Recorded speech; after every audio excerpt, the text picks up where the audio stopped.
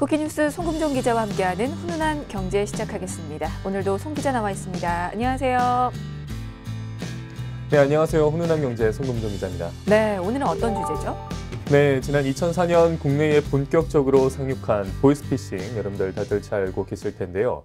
이제는 너무 뻔해서 잘 당하지 않을 것 같지만 보이스피싱 범죄는 여전히 기승을 부리고 있습니다. 상황별 대처법이 나오면 다른 방식으로 변모하면서 끊임없이 그 수법을 진화해 오고 있는데요. 방심하는 순간 여러분도 피해자가 될 수 있습니다. 그래서 오늘은 최근 들어 한층 교묘해진 보이스피싱 유형과 예방법까지 한번 알아보겠습니다. 네. 이 금융사기가 지능적으로 진화하면서 보이스피싱 범죄 역시 다양해지고 있는데요. 어떻게 피해를 보는 건지 그리고 어떻게 해야 피할 수 있는 건지 오늘 알아보도록 하겠습니다. 먼저 개념부터 좀 짚고 가죠. 이 보이스피싱이라는 게 전화로 하는 사기를 뜻하는 거죠? 네, 보이스피싱에서 피싱은 개인정보, 프라이빗 데이터와 낚시 피싱을 뜻하는 영어를 합성한 신조어입니다. 그래서 피싱 사기라고 하면 전기통신 수단 등을 이용해 개인정보 및 재산을 편취하는 사기 범죄를 뜻하는데요.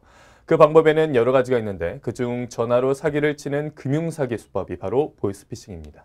네, 근데 사실 아직도 보이스피싱에 당하는 사람이 있어? 라고 생각하실 수도 있습니다.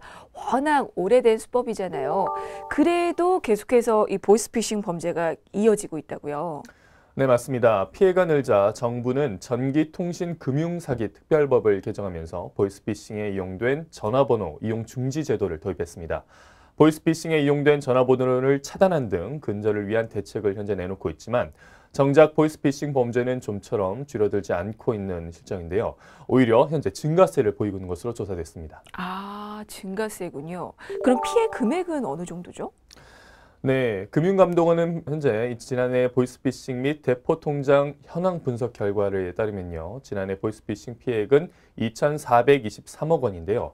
2016년과 비교해 볼 때 무려 26%인 499억 원이 증가한 금액입니다. 네. 근데 사실 얼마 전까지만 해도 이 보이스피싱의 범죄 대상하면 IT 정보 소통에 취약한 중장년층이나 아니면 노년층이 해당이 좀 됐었는데 요즘에는 좀 그렇지도 않은 것 같아요. 피해 연령층이 다양해지고 있다고요.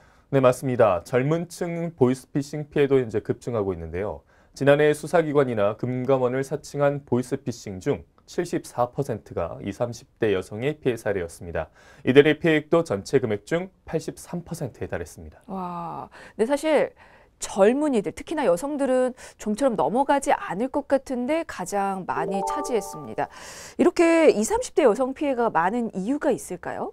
네, 보이스피싱 조직이 그들의 주된 표적으로 삼기 때문인데요.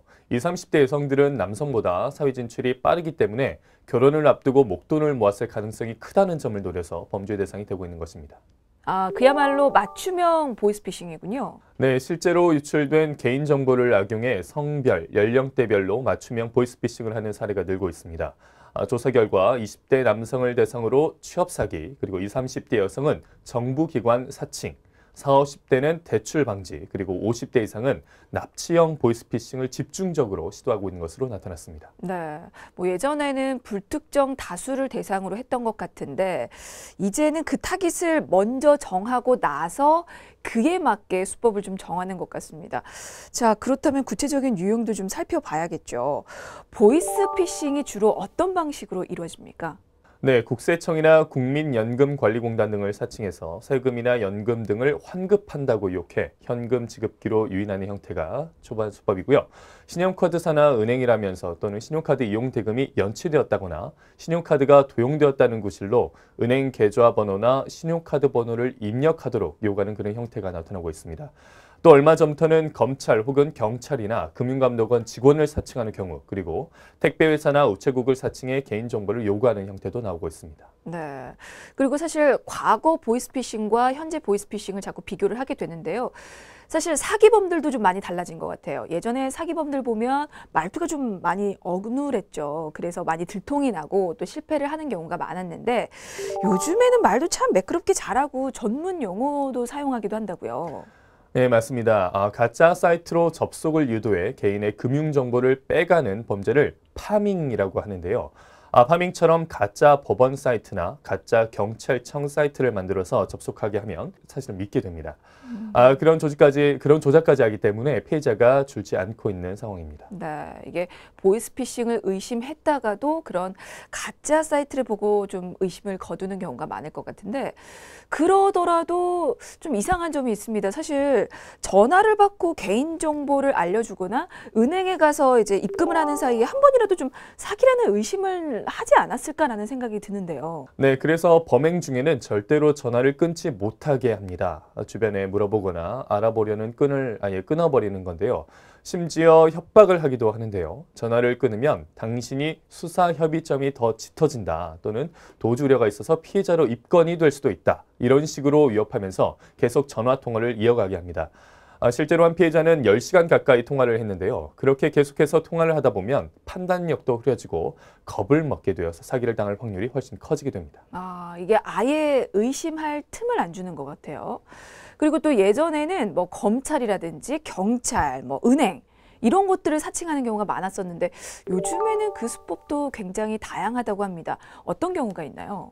네, 성매매 사이트에 접속한 남성들에게 무작위로 전화를 걸어서 성매매 영상이 있다고 협박을 하거나 돈을 뜯어낸 보이스피싱 사례가 있었습니다. 남성들에게 전화로 성매매 영상을 가족과 지인들에게 퍼뜨릴 것이니 그렇게 협의를 하고 싶으면 돈을 보내라고 협박을 했고요. 전화를 받은 남성들은 수백만 원씩을 대포통장 계좌로 입금한 것으로 나타났습니다. 이게 개인정보를 빼내거나 뭐 특정 기관을 사칭하는 게 아니라 요즘에는 아예 대놓고 이렇게 협박하는 것처럼 아예 다른 방식을 통해서 사기를 치는군요. 네, 또 과거에는 대포통장으로만 송금을 받았지만 이제는 그런 단순한 수법에서 벗어나 대놓고 직접 만나서 돈을 받기도 하는데요. 물품 보관함 등 특정 장소에 돈을 보관하도록 한 뒤 가져가기도 하지만 금융감독원 직원을 사칭하며 피해자를 만나 직접 돈을 챙기기도 합니다. 이게 근데 전화를 통해서 하는 것과 직접 대면에서 만나는 건 다르잖아요. 너무 대범한데요? 네, 맞습니다. 하지만 반대로 피해자들은 보이스피싱을 의심했다가도 돈을 찾아서 금융감독원 직원을 직접 만나라고 하면 의심을 거두는 경우가 많습니다. 실제로 금융감독원 명찰을 찬 사람이 눈앞에 가짜 서류를 들이대자 경계의 끈을 늦췄고 그 자리에서 바로 현금을 건네기도 하는데요. 이런 수법에 당한 피해자들은 범죄와 관련이 없으면 돈을 돌려줄 테니 안심하라는 말에 쉽게 거금을 넘겨준 것으로 나타났습니다. 네, 이게 사기 수법이 점점 대범해지면서 오히려 의심을 할 수가 없는 것 같습니다. 그리고 요즘에 또 가장 핫한 경제 뉴스가 있죠. 가상화폐인데요.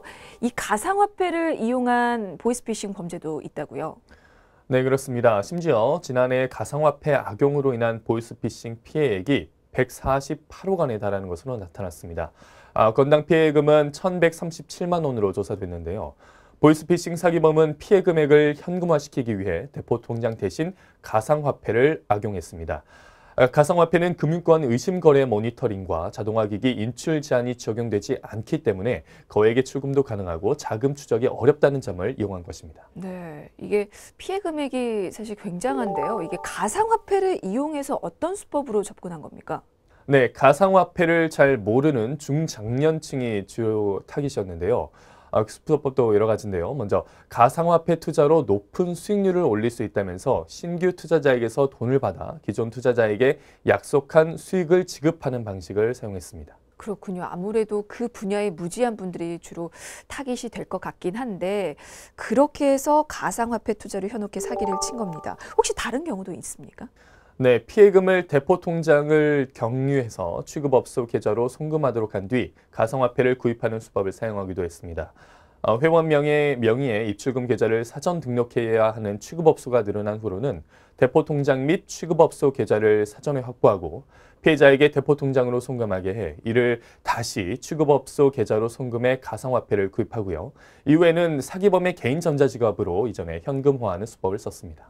그런 식으로 당한 사례가 물론 있었겠죠. 네, 맞습니다. 얼마 전 20대 여성이 한꺼번에 8억 원을 도난당하는 그런 사건이 발생했습니다. 범인은 이 여성에게 검찰을 사칭해 대포통장 3개와 가상통화 거래소의 대포 가상계좌 1개로 8억 원을 송금하도록 유도를 했는데요. 이후 대포통장으로 받은 돈도 거래소로 옮겨서 가상통화 8억 원어치를 산 뒤 현금화해서 달아났습니다. 거래소 계좌가 출금 규모에 제한이 없는 점을 악용한 것입니다. 네, 뭐 이제는 가상화폐 거래 실명제가 도입이 됐으니까 그 수법이 좀 줄어들길 바랄 뿐입니다.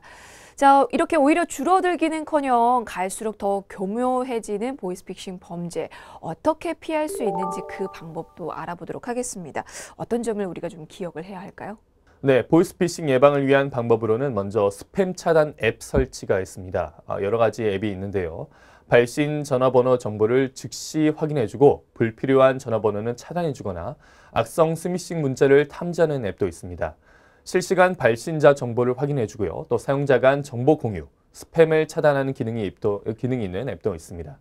또 악성 번호를 차단해주거나 스팸 SMS 및 스미싱 차단 기능, 그리고 실시간 전화번호를 제공하는 앱도 있습니다. 네, 사실 뭐 어플 설치라는 건 그렇게 어려운 일이 아니죠. 하지만 그 스마트폰에 익숙하지 않은 부모님이 또 계시다면 직접 관련 앱을 설치해 드리는 것도 좋은 방법일 것 같습니다.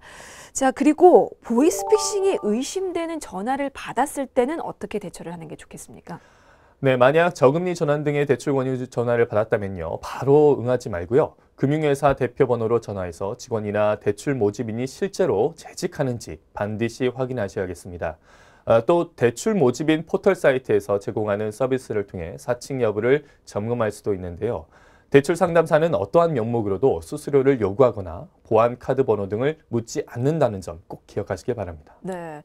근데 혹시라도 방심한 사이에 이제 순식간에 속았으면 그 후에는 어떻게 또 대처를 해야 하는 걸까요? 네, 보이스피싱 피해를 입었다면 경찰청 112 센터 또는 금융회사 1332 콜센터를 통해서 사기 계좌에 대한 지급 정지를 요청해야 합니다.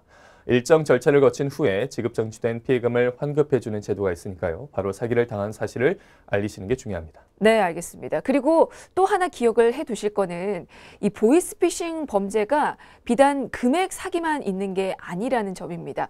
통장을 만들어 달라거나 혹은 카드를 빌려 달라는 등의 그런 피해를 입을 수도 있는데요. 그런 것도 좀 주의가 필요한 거잖아요. 네, 맞습니다. 실제로 통장이나 체크카드를 양도해 범죄에 이용하는 사례도 많은데요. 통장이나 체크카드는 어떤 경우라도 타인에게 양도를 해서는 안 됩니다.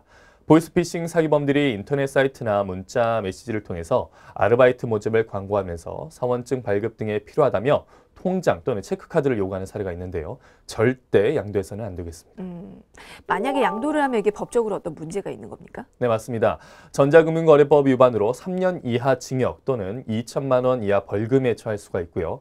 그 통장이나 카드가 보이스피싱 범죄에 이용될 경우 공범으로도 몰릴 수 있습니다. 아, 결국 보이스피싱을 당하면서도 도용 피해까지 입는 이중 피해자가 되는 거군요. 네, 최근 범죄 조직들은 급전이 절박한 서민들을 대상으로 대출을 빙자해 수수료와 선이자 등을 요구하고 있고요. 이어 입출금 거래를 성사시켜 신용등급을 올려주겠다면서 통장까지 가로채 대포통장으로 악용하기도 합니다. 대포통장의 계좌가 이용되면 2개월간 해당 계좌 지급이 정지되고요. 전자금융거래 제한, 또 그리고 1년간 신규 계좌 개설 제한 등 여러 불이익을 받게 되니 절대 남겨져서는 안 되겠습니다. 네, 금전적인 피해뿐만이 아니고 계좌 이용에도 불편을 겪을 수 있으니까요. 주의하시고요.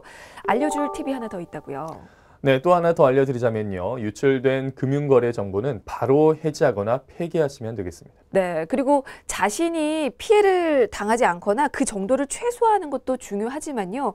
사실 다른 사람이 또 같은 피해를 입는 것도 방지하는 건 역시 중요하잖아요.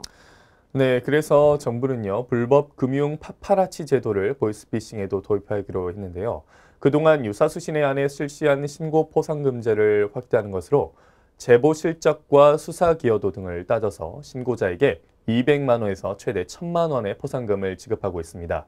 신고 대표 전화는요, 금융감독원, 경찰서 및 지방자치단체 콜센터, 각 기관의 인터넷 홈페이지에서도 신고할 수 있으니 참고하시길 바랍니다. 네. 이 사람들의 경각심이 높아진 만큼 보이스피싱 범죄 수법도 다양해지고 있는데요. 국가기관이나 공공기관, 수사기관에서는 돈을 뽑거나 인출하거나 이체하라고 강요하지 않습니다. 이 전화를 통해서 개인정보, 계좌정보 또 송금을 요구할 때는 반드시 사기라는 점 다시 한번 기억을 해두시면 좋겠습니다. 자, 훈훈한 경제 오늘은 여기까지입니다. 지금까지 쿠키뉴스 송금종 기자였습니다. 고맙습니다. 고맙습니다.